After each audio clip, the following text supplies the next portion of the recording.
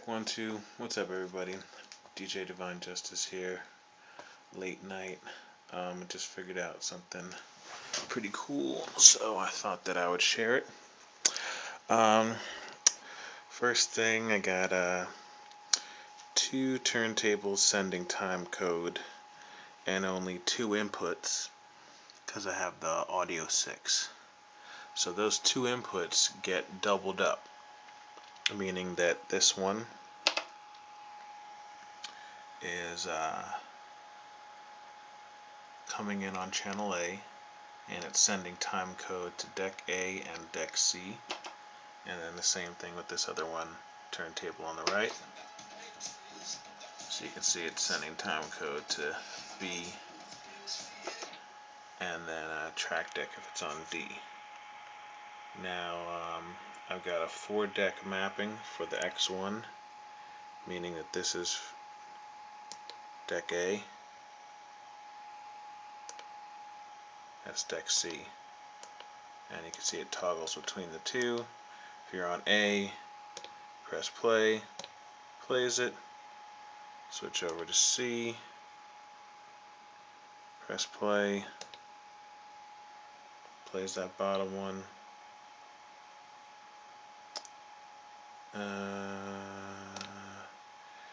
Now when you change it to, instead of internal playback, with these Q buttons acting like normal Q buttons, you switch it to scratch control. Drop down menu, scratch control there, and drop down scratch control there, and now you have these icons that come up. So what I did was set up some modifiers and some MIDI mapping is that when it's in scratch control, I can toggle between the two.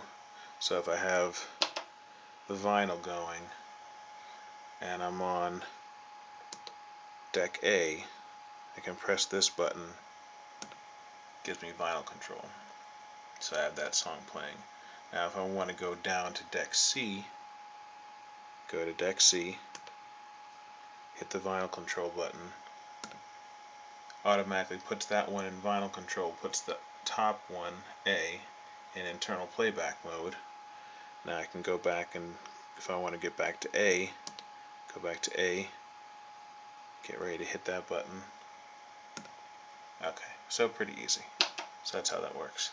So I was over here messing with the same kind of theory on this side. I'm on deck B, got my vinyl control on this track.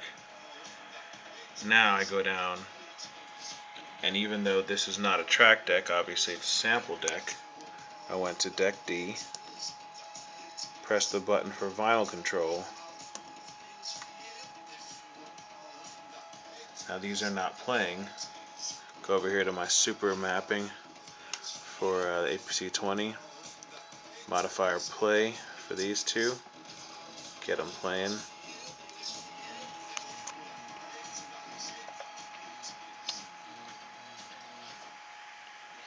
And you get vinyl control of the sample decks.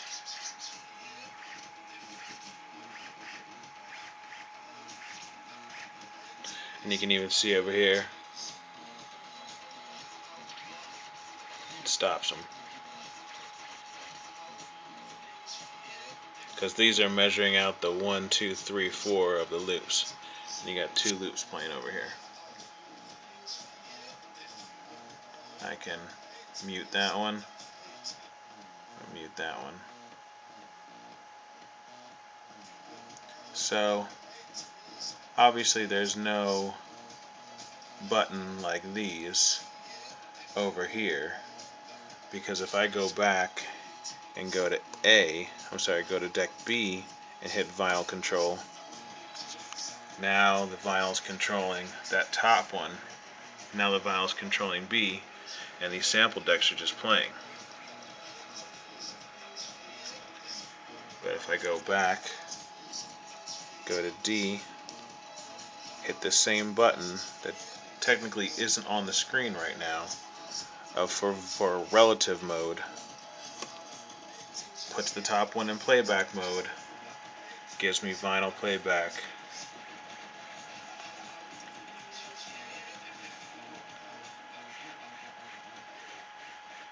Of my sample decks.